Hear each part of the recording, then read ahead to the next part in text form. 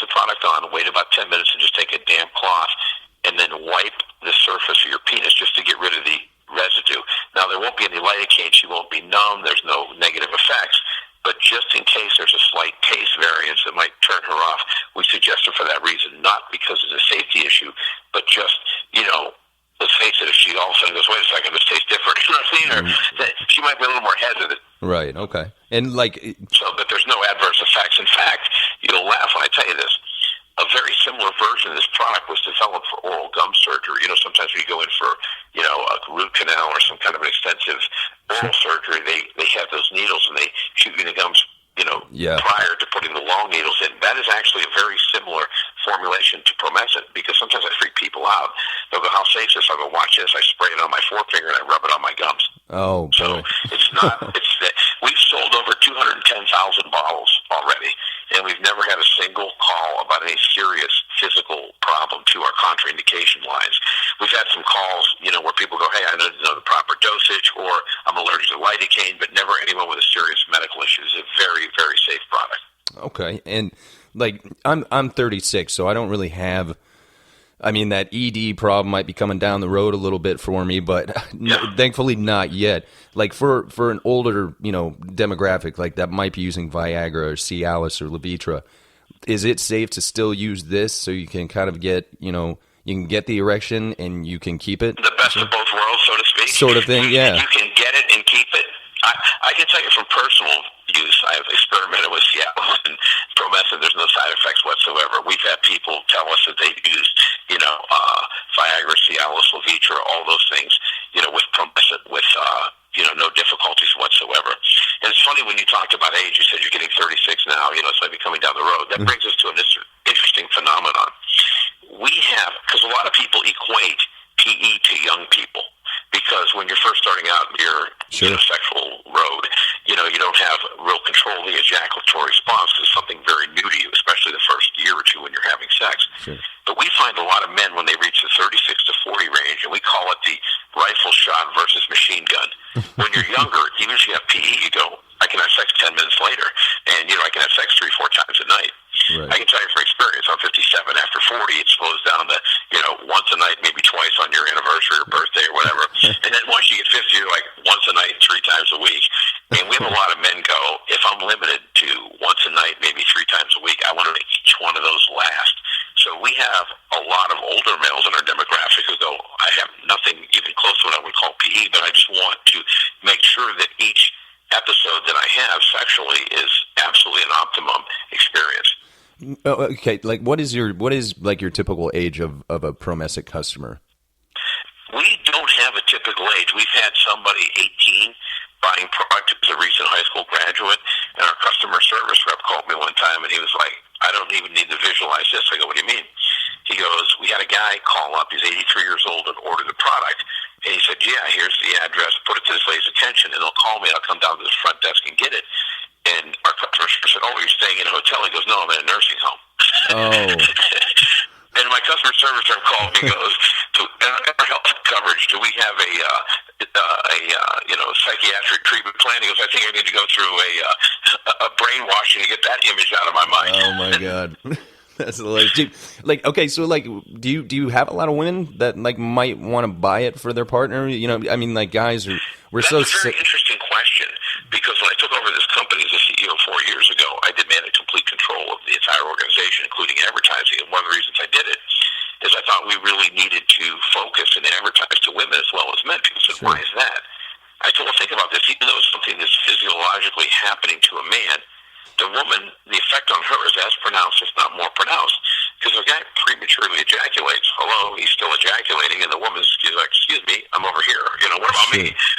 And we did find that out, after, about a year in the helm of running this company. We got featured on Dr. Oz, which has primarily women in their audience. Sure. And we'd only had probably 2 women in the year prior order product, because we were focusing on urologists and, people that were seeing men who had PE.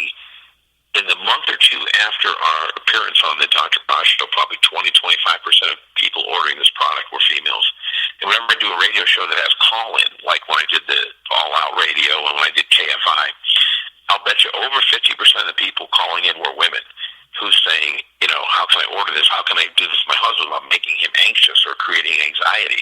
And I always tell people, don't focus on, hey, we're doing something wrong, or you're not satisfying me, or you're deficient in this area. And I would tell each one when they would call in, make it kind of a special date night in conjunction with a few other things, like Sure. a fantasy night. We're going to have this, role play thing. This. And it doesn't make a focus on your certain area that you're not satisfying in.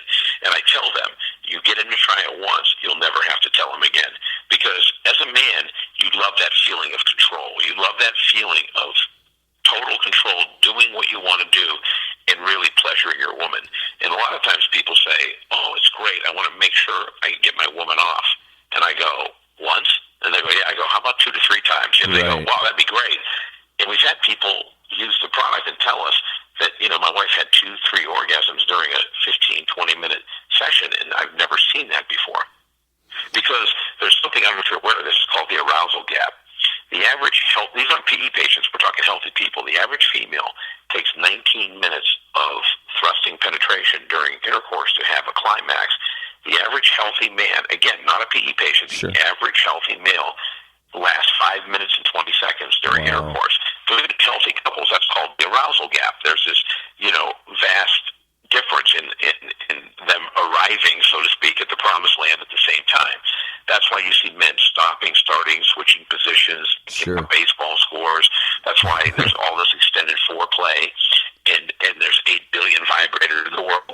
All those things are done to bridge that arousal gap. Wouldn't it be nice if you didn't have to worry about all that, and you could make it with reckless abandon, so to speak, and just be able to, satisfy your partner on a number of times and then, finish yourself. Well, and interesting, like enough, my wife brought it up. Speaking of women buying the product for guys, like I mean, I don't know how comfortable I would be buying it for myself. That's almost like admitting, that you have a problem. But when a woman buys it for you, like you said, you can kind of tie it into your evening, and it just seems like That's exactly. just like and a little we bit. find that all the time. And the one thing is, we discovered early on with our website that we have very discreet packaging. It just comes in a brown thing. Sure. It says APLLC up in the return address. There's a lot of men that are very, very self-conscious about identifying themselves as a PE sufferer. And the beauty of it is it's covered under an FDA monograph, so it's over the counter. You don't even have to go to a doctor.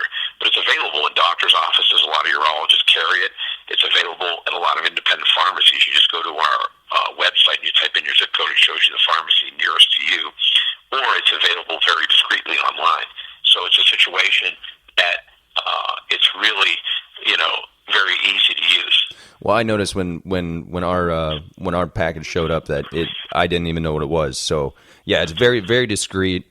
Jeff, thank you so much for your time. We'll let you go. Make sure that you go visit promescent.com, promescent.com. Order a bottle. Jeff, you can send me a bottle anytime.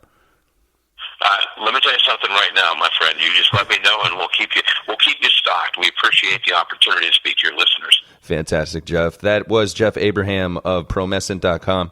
We are going to go ahead and take a commercial break real quick, and we will be right back. Thank you for listening to The William Barron Show.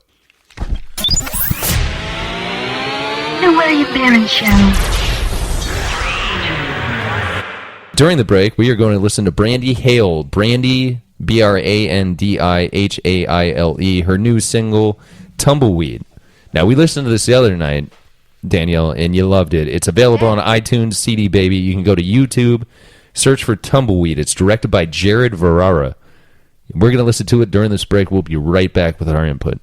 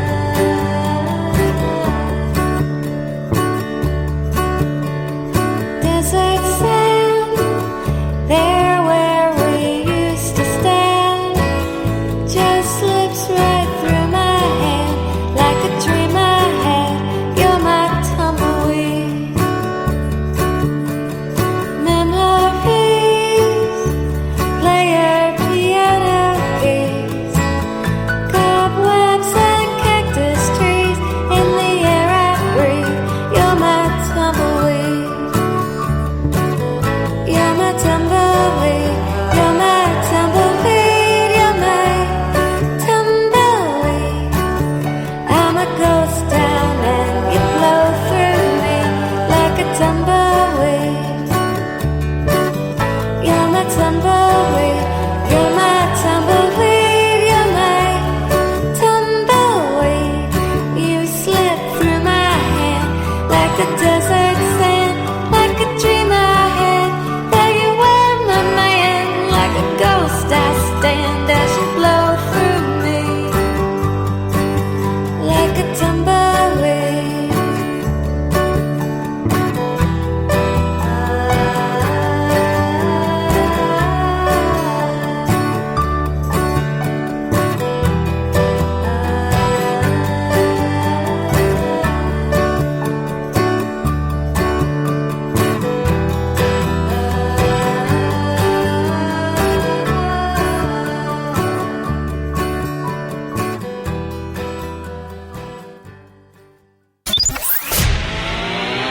The William Barron Show. Welcome back to the William Barron Show. That was Tumbleweed by Brandy Hale, BrandiHaile. Danielle, you were just saying how much you enjoyed. I mean, that was captivating. That was beautiful. I love it. That was beautiful. I especially love the acoustic solo female singer. Yeah. You know, it's a nice change. Soothing. Yes. I liked I love the rasp in her voice. The rasp in her voice. It was a great melody. It's sexy. We're sitting here putting our own percussion to it while we listen to it. Right. That was fun. Yeah. Tumbleweed. I can see The somebody. remix. Yeah, we'll do a remix. We'll do a remix. Anyway, you can find her on Brandy, iTunes. they're ruining your song. I'm sorry. You could, I love it just the way it is. we were doing iTunes. You can find Brandy's single Tumbleweed on iTunes and CD Baby, or you can go to YouTube, search for Tumbleweed. The video is actually directed by Jared Varara, which Varara is a beautiful video that accompanied it. Yep. I know I didn't show you guys that, but the I'll song check is it out on my available own. for buy. Can I ask real quick, what is CD Baby? CD Baby was like I've the never heard of it. pioneer of manufacturing CDs for bands like Seven Rivers. They were the first, like, they kind of... Online purchasing sort of thing? Well, you would send CD Baby like a copy of your CD, They would Okay. mass produce and it. they would mass produce it depending on how many Like give you wanted. 100 copies for and then they Yeah. would send them back to $50 you. or They were whatever. the first guys. Okay. All right. So, I mean, over the years... That's all I need to know. Then Napster hit, That was my only question. and then they switched to... You can move on. I just wanted to know what it meant. I'm good. And what they do now with digital media. That's what Right. people go to. I mean, they It'll be a can- 15-minute explanation. Trust me, I know how it works. I just wanted to know what it meant. All right. Thank you. So we're going to do the Uber Fact of the Week and get out of here for the night, ladies and gentlemen. The Uber Fact of the Week, and I truly believe that 3 out of the 4 panel members will find this amazing, is that none of the actors on The Empire Strikes Back, on the set of The Empire Strikes Back, knew that Darth Vader was Luke's father when they filmed the final scene. I believe that. You don't believe that? I don't believe that. Oh, come on. I don't. There's no way. There's no way. Do you now see? You can't keep that big of a secret. The movie was so big. Luke didn't even. Luke. What's his name? Mark. Mark Hamill. Mark Hamill. Hamill. There we go. Obviously, Luke didn't know. He was. He was as blown away as we all were. No. He committed suicide. He jumped off a cliff.